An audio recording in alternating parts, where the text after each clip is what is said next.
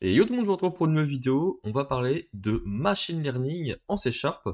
Alors, comment ça fonctionne le machine learning en C#? Ça fonctionne avec la bibliothèque ml.net, ML qui veut bien entendu dire machine learning. Et donc cette librairie va nous donner la possibilité d'ajouter du machine learning aux applications .NET. On va du coup pouvoir en fait réaliser des prédictions automatiques en utilisant les données de nos applications. Ça évite en fait de coder nous-mêmes un système qui par exemple ferait la différence entre des avis positifs et négatifs. Ici, on va donner un jeu de données à notre machine learning, et ce jeu de données, il va le travailler, et grâce à la fin de ce travail, il aura quelque sorte des neurones qui se seront connectés et pourra faire la différence entre des avis positifs et négatifs. Donc ça fait gagner un temps fou aux développeurs, et ça permet d'avoir des données encore plus précises, si à condition on a un très gros jeu de données. Donc nous, c'est ce que l'on va faire. On va travailler sur des fichiers textuels qui comprennent des avis du site Allociné, donc des critiques de films, et on va essayer de faire en sorte que notre machine, notre IA, si on peut appeler ça comme ça, fasse bien la différence entre un avis positif et négatif. Alors, hein, ce n'est pas tout, forcément. Moi, je pars sur cet exemple en vidéo, mais on a aussi des IA qui peuvent faire, par exemple, catégoriser des images de chiens en fonction de leur race, ou bien sur des sites e-commerce comme Amazon, par exemple, on a la possibilité d'utiliser le machine learning pour recommander un produit à l'utilisateur en se basant sur le dernier produit qu'il a acheté. Ça pourrait être ça. Pour pouvoir commencer le projet facilement, vous allez pouvoir vous rendre dans la description de cette vidéo et cliquer sur le lien GitHub où le projet de base donc sera présent, et vous pourrez du coup télécharger le zip en cliquant sur code puis download zip, et enfin une fois le zip extrait, vous devrez avoir quelque chose qui ressemble à ceci, et donc vous irez dans SRC et vous ouvrirez machinelearning.sln, qui est donc la solution Visual Studio. Voilà. Alors, c'est aussi possible de l'utiliser avec Visual Studio Code, mais après, ce sera différent pour le débugage. On a le dossier data aussi, qui contient un zip, donc on va l'extraire directement. Donc, le dossier data, c'est les petits documents que j'ai récupérés qui contiennent les avis hallucinés. Alors, un avis halluciné, qu'est-ce que c'est? Il s'agit donc de deux colonnes. La colonne review, donc qui est à la critique, et sentiment, qui est en fait un booléen 0 ou 1. Une critique négative va être égale à 0, et une critique positive va être égale à 1. Donc là, on parle de machine learning binaire, puisqu'on va juste demander à notre IA de retrouver la négativité ou la positivité d'une critique. Voilà. Donc ces fichiers-là, on va s'en servir pour pouvoir entraîner notre machine. Alors, on va les modifier juste après. Sur Visual Studio, on va supprimer le console Brightline. Et premièrement, qu'est-ce qu'on va faire? On va déclarer un objet iTransformer. Alors, il va falloir faire un using Microsoft.ml déjà. Est-ce qu'on va l'avoir? Effectivement, il va falloir installer le package, surtout déjà, Microsoft.ml. Donc dans projet, puis dans gérer les packages nuggets, vous allez rechercher Microsoft.ml et installer le package, qui va nous permettre de développer du machine learning. Ok, c'est installé, super. Donc on va appeler ça modèle. Donc le e-transformer, c'est une classe qui va nous permettre de créer notre modèle et de l'entraîner. Voilà, le transformer est un composant qui transforme les données et répond à la question de savoir quel est le schéma du modèle. Donc je vais vous expliquer juste après. On va directement créer... Alors, on utilise aussi les mots-clés statiques, puisque au sein de notre programme, on a la méthode main qui est statique. Donc on a besoin d'éléments statiques pour y accéder. Datapath égale pass using system.io .combine. Et là, on va chercher en fait nos fichiers de test, nos fichiers texte qui run directory, après data, et après le nom du fichier, test.txt.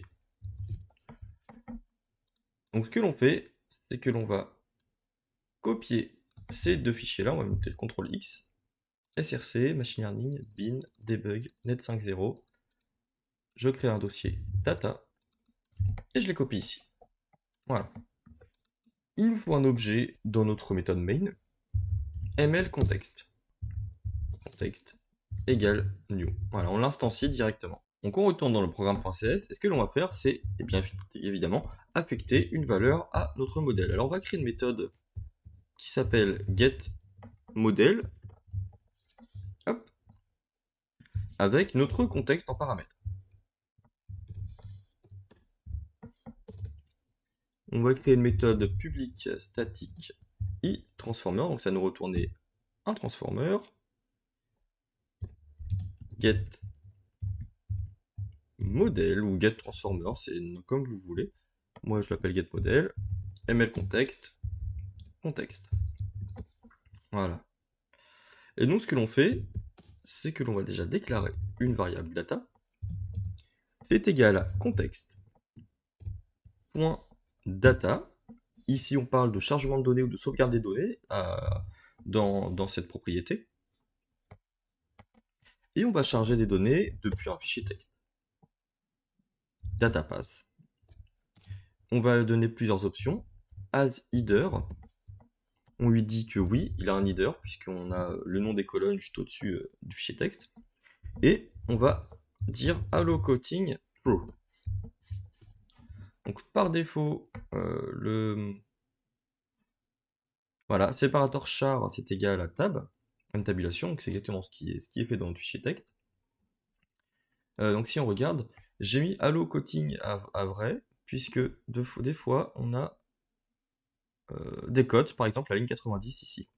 Et sinon, on aurait une exception si on n'aurait pas mis à true cette propriété. Alors, il nous faut définir un type. Qu'est-ce qu'on va charger? Et bien, en fait, on va charger la classe sentiment data.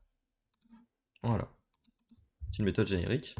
Et donc, la prochaine étape va consister à utiliser un algorithme pour évaluer les performances de notre apprentissage automatique, de notre IA.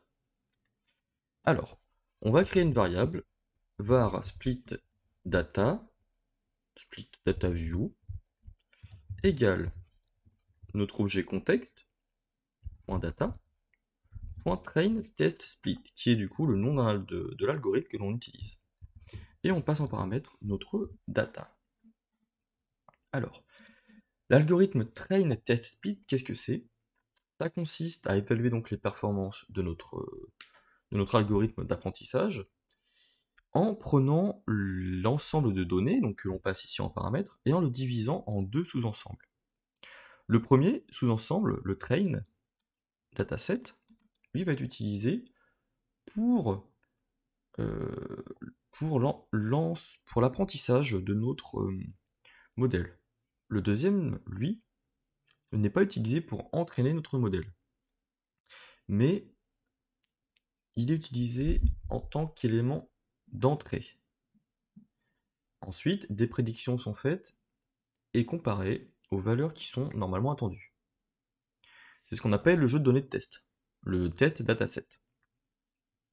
Donc on a le train dataset qui est utilisé pour s'adapter au modèle d'apprentissage, et le test dataset qui est utilisé pour évaluer le modèle d'apprentissage. En fait, l'objectif, c'est du coup d'évaluer les performances sur de nouvelles données. En gros, on adapte notre modèle aux données qui n'ont pas été utilisées sur sur celles utilisées pour l'entraînement. C'est-à-dire que si je vais dans mon fichier bin debug data, test.txt ici, voilà, il y a donc des avis. Si j'écris un autre avis, un avis qui n'a pas été utilisé pendant ce test, cela devrait du coup mieux fonctionner grâce à cet algorithme. Ok. Alors, je peux vous montrer du coup, hop, en mettant un point d'arrêt, on va dire un void ici. On ne fait pas la modification, je vais juste pour vous montrer comment ça fonctionne.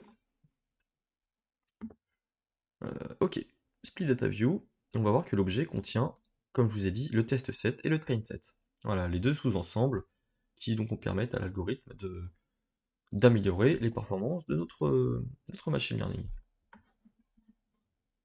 Super. Donc ensuite, ce que l'on va faire, c'est affecter une valeur à notre modèle, qui est donc notre objet ici. Ce modèle, du coup, on va utiliser une méthode qui, cette fois-ci, va être vraiment la méthode concrète pour construire et entraîner notre modèle. Build and train model. Il nous faut passer notre contexte. Quoique, on peut sûrement faire comme ceci. Hein. Private static ml context contexte. Contexte égale new ici. Voilà, puis on va même plus passer en paramètres le contexte, on va le récupérer directement ici. Get model. Par contre, ici ce n'est plus un void, c'est un transformer. Égale build and train model. Return model. Voilà. Donc dans notre méthode build and train model, on va créer une variable que l'on va nommer estimator, selon les bonnes pratiques de Microsoft, et on va utiliser notre objet contexte. .transform, donc qui sont tout ce qui est opération sur les datas. .text, on traite du texte, et méthode featureIsText. Donc l'output column name, ça va être features, et l'input column name, c'est name of notre objet sentimentData.sentimentText. On va revenir à la ligne et on va utiliser append, .append, notre objet contexte. Ici, il s'agit d'une classification binaire puisque on recherche les avis positifs ou négatifs, 0 ou 1. Un trainers, et on va utiliser le SDCA Logistic Regression, donc qui est du coup un système de classification, un algorithme de classification linéaire.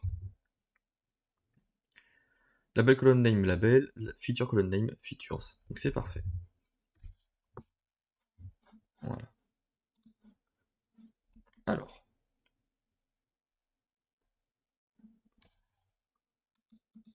à partir de là, on va écrire création et entraînement du modèle sur la console pour savoir ce qu'il se passe. Var modèle égale estimator.fit. Donc la méthode fit va vraiment entraîner le modèle à partir des données que l'on passe. Alors forcément les données, je vais quand même les passer en paramètres. Voilà. Et ensuite on va écrire sur la console fin de l'entraînement.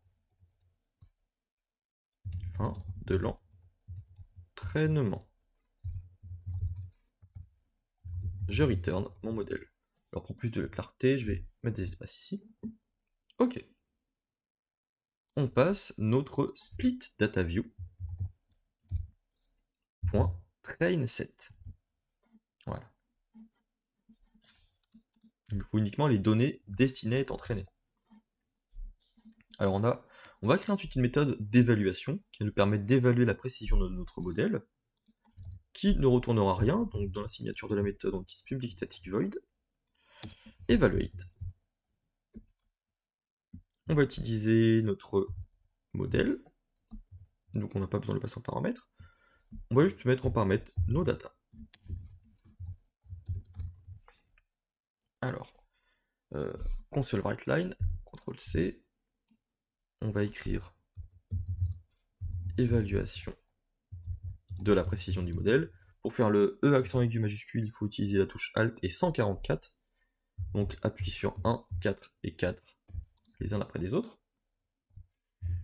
Nos prédictions, ça va être modèle.transform de data. Et les données de précision, les metrics, ça va être depuis le contexte, on accède à la binary classification et on utilise la méthode evaluate, tout simplement, à partir de nos prédictions. À partir d'ici, on peut du coup écrire avec un dollar pour l'interpolation de chaîne, précision, metrics, point accuracy, 2.p2 pour avoir un affichage en pourcentage.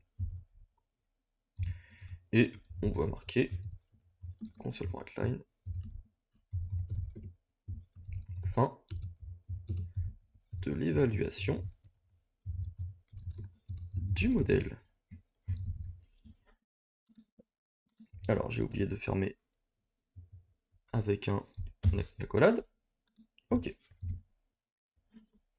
Donc l'évaluation, on va l'écrire ici. Data.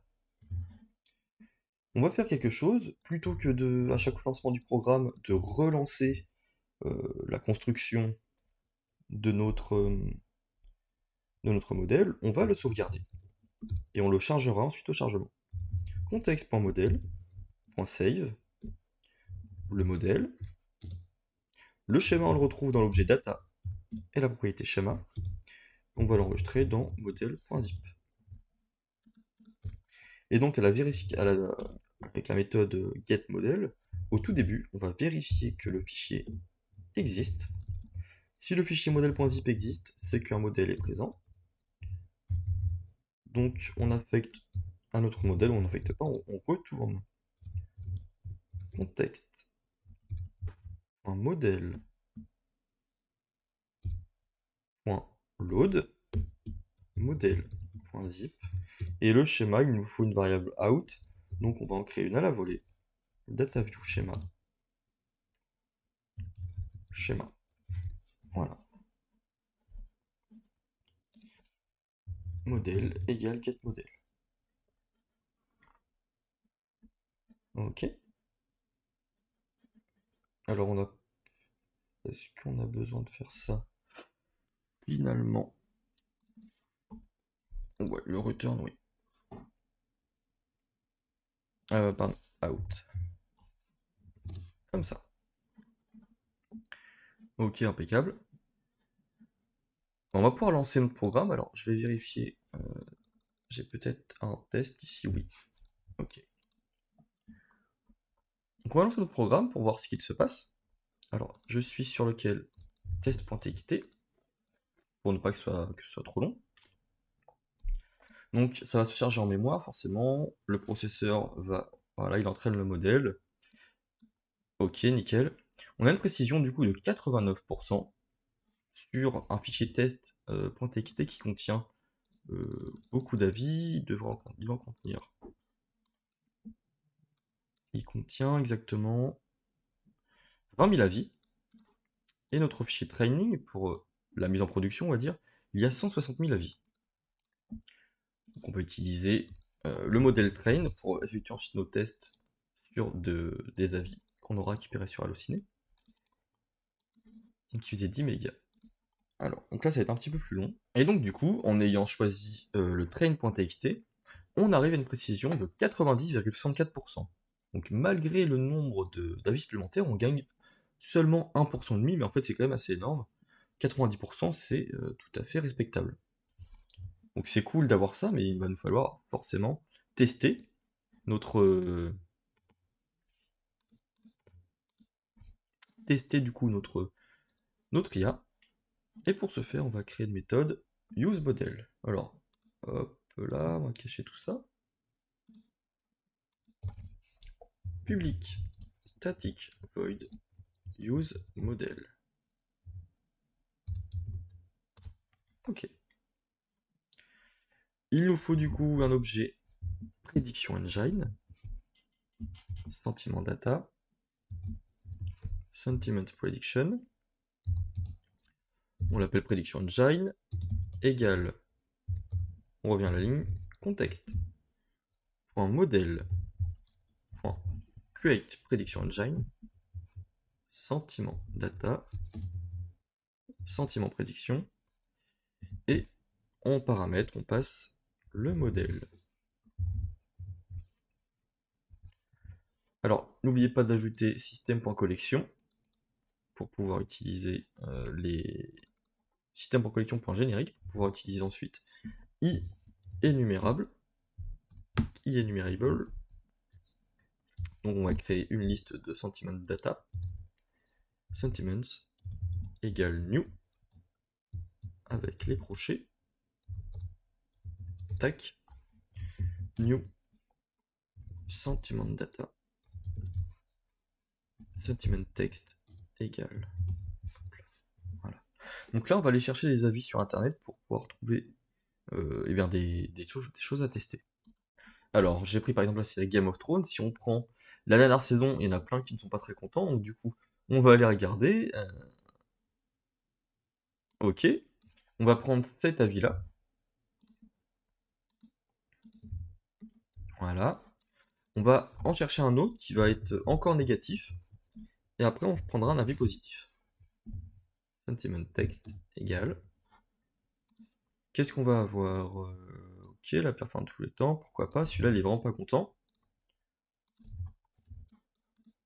Et enfin, un avis positif. New sentiment data. Sentiment text égale. Allez, on va du côté des 5 étoiles. Qu'est-ce qu'on a de beau? On a des romans, on a des... Trop de texte ici, on va pas pouvoir mettre ça. Ok. Ah oui, donc celui-là, elle est pas trop mal. On va le mettre là. Hop. Et donc, comment tester tout ça? On va du coup créer reviews égale donc une variable reviews context.data.load from enumerable de notre liste ici. Ensuite, il nous faut du coup nos prédictions. Il faut les réaliser avec modèle.transform et reviews. Et enfin, le résultat des prédictions va se faire par le biais du create enumerable. Donc context.data.create enumerable de notre objet sentiment predictions. On prend les prédictions qui ont été réalisées et on ne veut pas que l'on réutilise les lignes à les mêmes objets à chaque nouvelle ligne. Voilà. On va marquer console.writeLine test de prédiction. For each var prédiction in predictions result console.writeLine. Alors, on va écrire quoi? On va écrire avec un dollar critique. Deux points. Donc on va afficher le texte de la critique pour savoir qu'est-ce qui a été analysé.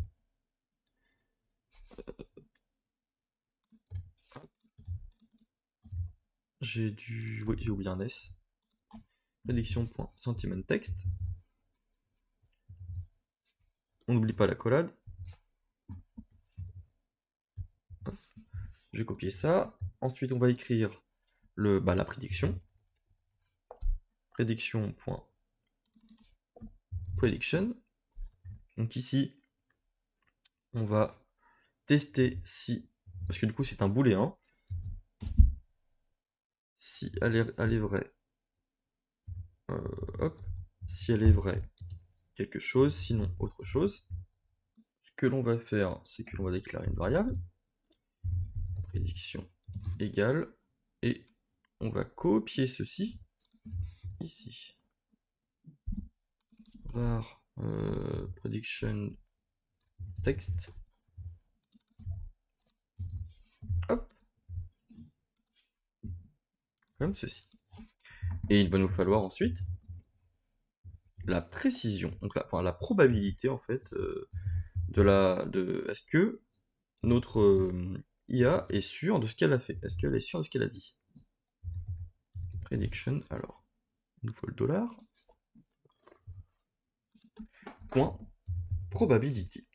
2 points. P2 pour l'avoir en pourcentage. Super. Bah du coup on va pouvoir nous occuper de ça. Alors on va mettre ensuite des petits tirets pour bien séparer. Pour bien séparer les différentes critiques. Ok. C'est parti, on lance le training. Enfin on lance l'analyse des critiques. Sauf que je ne l'ai pas lancé forcément. La méthode useModel, donc ça va être difficile de faire. useModel. Tac, c'est parti. Donc là, ça va se charger en mémoire, et ensuite, il va analyser tout ce qu'il faut. Ok. Alors. Une fin bâclée extrêmement décevante, machin. Critique négative, super. La perte fin de série, déçu. Critique négative. Tout semble être trouvé ton apprécié instant. Ici, critique positive, super. Alors, les critiques négatives, la probabilité est très faible de ce côté-là. Donc, ça l'a toujours fait d'après mes tests. Sans doute normal. Critiques positives sont souvent hautes. Ici, c'est vrai qu'on c'est pas vraiment évident, mais elle est positive à 56%. On peut tester avec une vraiment... Voilà, celle-ci, elle est vraiment positive de chez positive, elle a 10 étoiles, celle-là. On va l'essayer, du coup, ici. On va relancer le programme, et on va terminer là-dessus, du coup. En tout cas, j'espère que ça vous a plu de pouvoir tester la machine learning en C#, et ouais, on a bien une probabilité de 76,89%. Du coup, merci d'avoir regardé cette vidéo. Si vous avez des questions, n'hésitez pas à laisser un commentaire. Si vous avez aimé la vidéo, n'hésitez pas à la liker. Vous pouvez aussi me suivre sur Twitter pour ne rien louper de mes vidéos et de l'actualité tech. On se retrouve très très bientôt pour de nouvelles vidéos.